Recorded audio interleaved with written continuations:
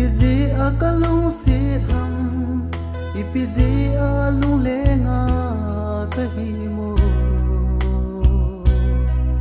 ipizi akaita ipizi akadei chumham ipizi mong mong ahinang inzok na heso nai kamma saya say chim lâu lung sit tu mit a vet chim lâu lung sit lu na so mai ngui he na sam ta dil de na pen do lung hai na khan cham dem na be mi dang chan dia kapal lâu gì ahi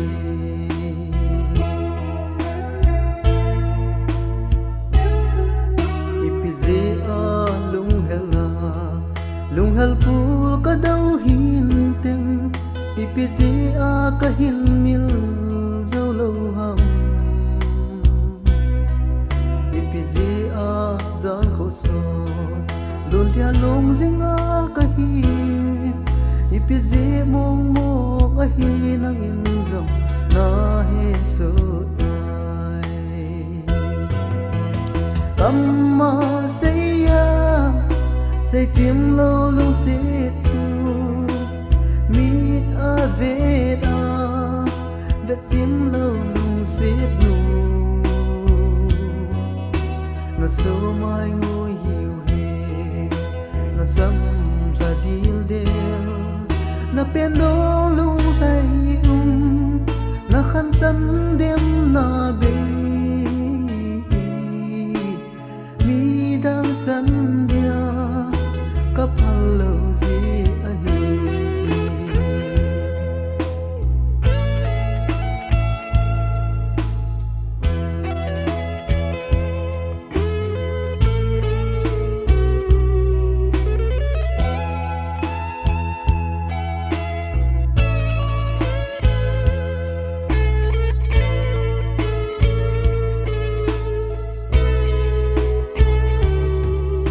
ipizi a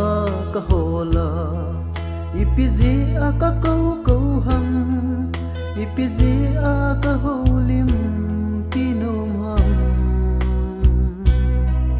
ipizi a lung mo a mingol bang ang kahi